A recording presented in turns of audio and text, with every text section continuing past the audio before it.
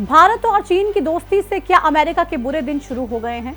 क्या अब अमेरिका भारत को फिर से अपना दोस्त बनाने के लिए गिड़गिड़ाने वाला है? चीन और भारत की दोस्ती से ऐसा क्या बदला कि अब अमेरिका को फिर से भारत की दोस्ती याद आने लगी? चीन में हुए एससीओ समिट में जब चीन के राष्ट्रपति शी जिनपिंग ने पीएम मोदी से ये कहा कि ड्रैगन और हाथी का एक साथ आना जरूरी है, तो अमेरिका से इसको लेकर बयानबाजी आखिर क्यों शुरू हो गई? अमेरिकी राष्ट्रपति ट्रंप से लेकर ट्रंप के सलाहकार तक हर कोई भारत को नसीहत देने लगा कि भारत को चीन के साथ नहीं बल्कि अमेरिका के साथ ही दोस्ती रखनी चाहिए। लेकिन भारत ने अमेरिका को ये साफ शब्दों में बता दिया कि भारत अमेरिका की मर्जी से चलने वाला नहीं। भारत ने चीन और रूस के साथ अपनी दोस्ती का नजराना जब एससीओ समिट में पूरी दुनिया को दिखा दिया तो इससे कई संदेश गए। संदेश अमेरिका की दादागिरी को खत्म करने का गया, संदेश भारत के ताकतवर होने का गया और संदेश ये भी गया कि भारत आज पूरी दुनिया की जरूरत है। एससीओ समिट में जब चीन के राष्ट्रपति शी जिनपिंग ने भारत के साथ रिश्तों की बिखरी हुई कड़ियों को फिर से जोड़ने की कोशिशें की तो इससे उन देशों की मुश्किलें बढ़ गई जो भारत का मस्तक झुकाना चाहते हैं। मसलन अमेरिका और पाकिस्तान जैसे देश। पिछले कुछ दिनों से पूरी दुनिया की नजरें ही चीन के तियानजिन पर टिकी हुई थी, क्योंकि यहाँ विश्व की महाशक्तियों का महामिलन हो रहा था। इसी महामिलन से भारत, रूस और चीन की दोस्ती की तस्वीरें जब सामने आई तो जाहिर है कई देशों के दिल तो जले होंगे। लेकिन सवाल ये उठता है कि क्या चीन और रूस के साथ नजदीकियां भारत के लिए फायदेमंद साबित होंगी? क्या भारत एक ऐसी नई विदेश नीति की रणनीति बना चुका है जिसमें उसके सहयोगी यही दोनों देश होने वाले हैं? आखिर एससीओ समिट से दुनिया भर में भारत को लेकर क्या संदेश पहुंचा?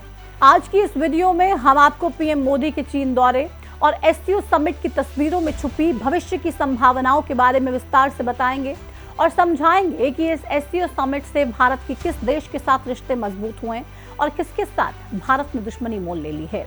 साथ ही आपको ये भी बताएंगे कि पाकिस्तान जो इस समिट में पहुंचा था उसके साथ ऐसा क्या हुआ कि अब सोशल मीडिया पर फिर से पाकिस्तान की किरकिरी होने लगी। तो चलिए वीडियो की शुरुआत करते हैं उस तस्वीर से जिसने दुनिया का भविष्य बदलने का संकेत दिया। ये तस्वीर देखिए। इस तस्वीर में आपको भारत के प्रधानमंत्री नरेंद्र मोदी, रूस के राष्ट्रपति व्लादिमीर पुतिन और चीन के राष्ट्रपति शी जिनपिंग नजर आएंगे। तीन शक्तिशाली देशों के इन तीनों प्रमुख नेताओं की ये केमिस्ट्री अब एक नई दुनिया की ओर संकेत दे रही है। एक ऐसी दुनिया जिसका कंट्रोल अब पश्चिमी देश या अमेरिका के हाथों में नहीं बल्कि एशियाई देशों के हाथों में होगा। चीन के तियानजिन में हुए एससीओ समिट से जब ये तस्वीरें बाहर आई तो दुनिया को काफी कुछ कहने लगी। इसके अलावा इस एससीओ समिट में महाशक्तिशाली देशों के प्रमुखों ने ऐसा कुछ कहा है जिससे भविष्य को लेकर कई संभावनाओं और कल्पनाओं की उत्पत्ति होती है। तो चलिए पहले आपको एससीओ समिट के बारे में विस्तार से बताते हैं। सबसे पहले तो आप ये समझिए कि एससीओ आखिर क्या है। दरअसल एससीओ का मतलब है शंघाई कॉरपोरेशन ऑर्गेनाइजेशन। साल 2001 में इसकी शुरुआत हुई।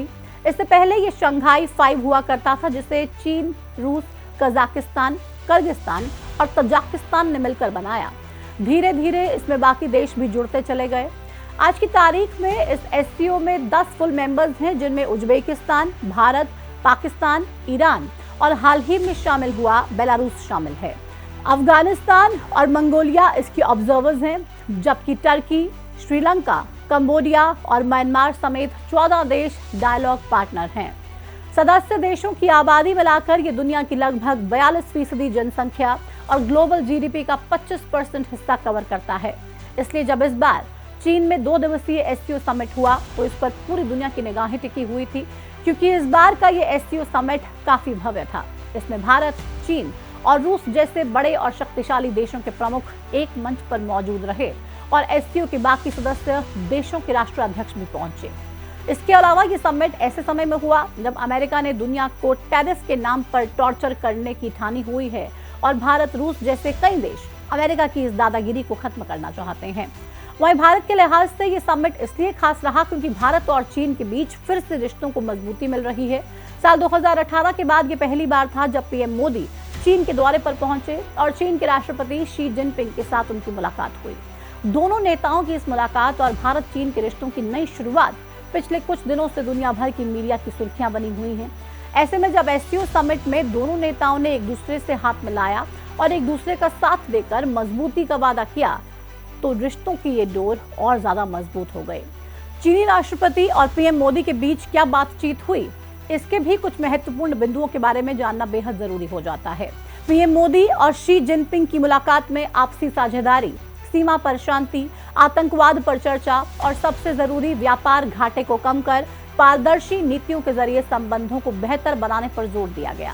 इसके अलावा भारत और चीन के बीच डायरेक्ट फ्लाइट शुरू करने की योजना पर भी चर्चा हुई। ये सारे मुद्दे दोनों ही देशों के रिश्तों को नए आयाम देने के लिए बेहद जरूरी हैं।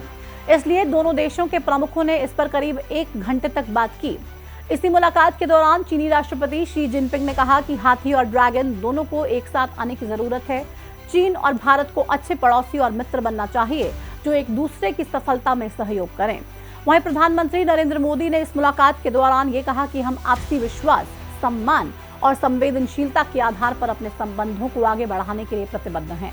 कुल मिलाकर दोनों देशों के नेताओं ने दोनों देशों के समान विकास और एक दूसरे की संप्रभुता की रक्षा करने पर सहमति जताई। इसके अलावा इस पूरे समिट में एक और खास बात रही, वो ये कि पीएम मोदी ने इस समिट में आतंकवाद का मुद्दा उठाया। एससीओ समिट की बैठक को संबोधित करते हुए प्रधानमंत्री नरेंद्र मोदी ने आखिरी दिन आतंकवाद को दुनिया के लिए खतरा बताया और ये कहा कि भारत आतंकवाद को पिछले 4 दशकों से झेल रहा है, इसलिए आतंकवाद पर किसी भी तरह का दोहरा मापदंड स्वीकार नहीं किया जाएगा। वहीं चीन के राष्ट्रपति शी जिनपिंग ने भी इस समिट में आतंकवाद पर बोलते हुए कहा कि ये समिट आतंकवाद, अलगाववाद और उग्रवाद के खिलाफ है। एक तरफ से दोनों ही देशों ने ये साफ कर दिया कि आतंकवाद के खिलाफ सभी एकजुट हैं। वही खास बात यह है कि जब आतंकवाद पर बात हो रही थी तो आतंकवाद के सबसे बड़े पनाहगार पाकिस्तान के पीएम शहबाज शरीफ भी समिट में मौजूद थे और चुपचाप ये सब कुछ सुन रहे थे। इसके अलावा शहबाज का एक वीडियो भी सामने आया जिसमें वो अकेले ही खड़े हैं और उनसे किसी भी देश के राष्ट्राध्यक्ष ने मुलाकात नहीं की, बात नहीं की, जिस पर अब सोशल मीडिया पर तरह तरह की चर्चाएं चल रही हैं और पाकिस्तान की फिर से किरकिरी हो रही है।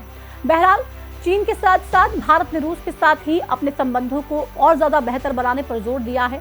पीएम मोदी और राष्ट्रपति पुतिन की दोस्ती की तस्वीरें जो एससीओ समिट से सामने आई, उन्होंने भी ये बताने की कोशिश की है कि भारत किसी के भी दबाव में आकर रूस के साथ अपने रिश्ते खराब नहीं करेगा, चाहे इससे अमेरिका को मिर्ची लगे या फिर वो भारत पर 50% टैरिफ लगा दे।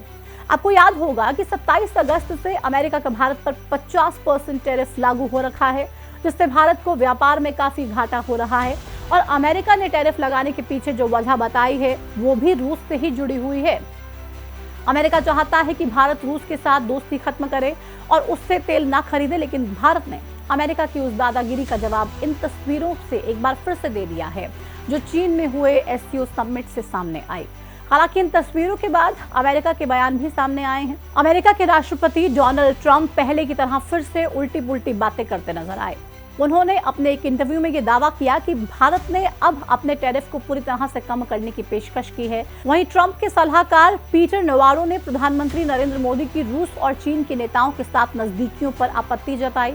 उन्होंने कहा कि मोदी का पुतिन और जिनपिंग के साथ खड़ा होना शर्मनाक है। हमें उम्मीद है कि वो समझेंगे कि उन्हें रूस के बजाय हमारे साथ होना चाहिए।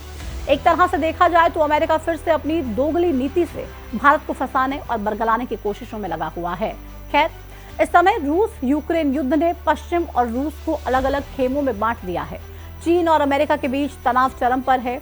भारत और अमेरिका के बीच भी हाल ही में व्यापारिक मतभेद गहराए हैं। ऐसे माहौल में जब इतने सारे देश एक साथ एक मंच पर खड़े होते हैं तो संदेश साफ होता है कि दुनिया बदल रही है और पश्चिम की दादागिरी अब नहीं चलेगी। शी जिनपिंग और व्लादिमीर पुतिन पहले से ही अमेरिका को चुनौती दे रहे हैं। अब भारत जैसे बड़े लोकतांत्रिक देश का इस मंच पर सक्रिय होना पश्चिमी देशों के लिए बड़ा संकेत है कि एशिया अपने तरीके से दुनिया को दिशा देना चाहता है। इस बार के इस एससीओ समिट में न सिर्फ अमेरिका को उसकी दादागिरी का जवाब दिया गया, बल्कि दर्जनों नेता, दर्जनों संस्कृतियां और अलग अलग क्षेत्रीय हितों की मौजूदगी ने इस सम्मेलन की ताकत को और बढ़ा दिया। इसी वजह से इसे अब तक का सबसे पावरफुल एससीओ भी कहा जा रहा है। ये बदलाव बताता है कि एससीओ अब पश्चिमी संगठनों जैसे कि G7 या नाटो की बराबरी करने की दिशा में आगे बढ़ रहा है। इससे भारत को भी फायदा होगा और भारत की अर्थव्यवस्था को भी मजबूती मिलेगी, बशर्ते भारत को चीन के साथ व्यापार बराबरी का रखना होगा, ताकि हर बार की तरह अब की बार भी भारत चीन पर पूरी तरह से निर्भर ना हो और व्यापार में घाटा ना बढ़े। इस वीडियो में फिलहाल इतना ही। नमस्कार।